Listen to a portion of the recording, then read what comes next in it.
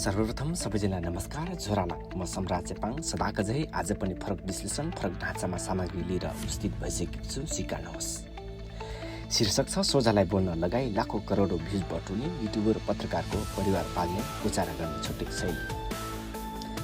कुरा गरौँ धादिङ जिल्ला मैबाङ भन्ने ठाउँको कथाबाट। 4 जना वृद्ध बुढाबुढी बस्दै आएको चेपाङ परिवारबाट ओडार मुनि बसेको भिडियो बनाउँदै पोस्ट गर्दै गरेपछि राष्ट्रबाट निर्वाचित आशिका तामाङ आएर प्रश्न गर्दै गर्दा ओडार एक्सनमा उत्रे।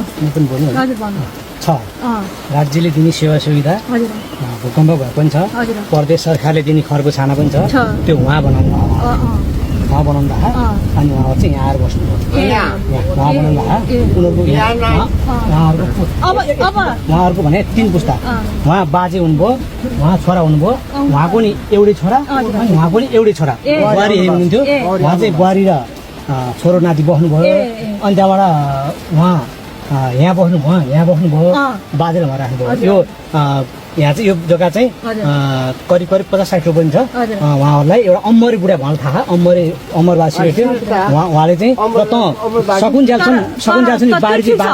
2072 सालको भूकम्पले तहस नहस भएपछि भूकम्प प्रभावित घर लगायत गरिबी निवारण खरको छानो हटाई जस्ताले छाएको तिनको घर समेत रहेको 4 वृद्ध चेपाङ परिवारको पटक पटक उदार मुनिको भिडियो बनाउँदै पोस्ट गर्ने युट्युबर फेक प्रचार प्रसार गरी करोडौं भ्युज बटुली चेपाङ जातिको बेइज्जत गर्दै आएपछि सागर चेपाङ र राजु चेपाङ अनुसन्धान गर्दै भिडियो बनाउँदै टिकटकमा अपलोड गरेका थिए।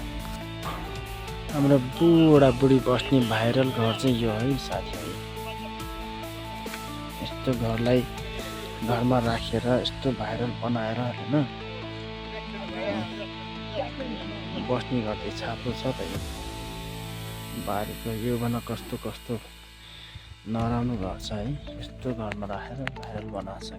ओदारमा बसेको बाजे घरि खरको छानोको यो परेको अनि भूकम्प गरी 2 कोठे छ। हाम्रो सबै उस्तै हो, सबैको घर यस्तै छ, 2 कोठे घर हो यो। अनि पिँढी अगाडि राखेको छ।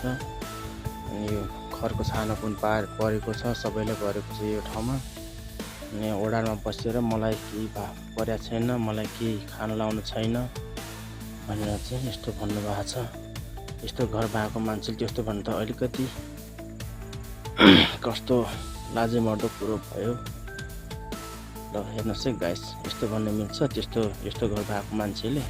चेपाङ जातिहरू यसै सोझा साझा हुन्छन् अनि सोझा साझा अशिक्षित बुढाबुढी भएको गाउँघरमा पुगी घर एकातिर बारी अर्कोतिर भएपछि चेपाङहरू बादर झपड्न सानो टहरा र ओडार मुनि पानी परे पनि नभिज्ने सुरक्षित ठाउँ खोजेर अन्न बाली पर्खिरहेको हुन्छ।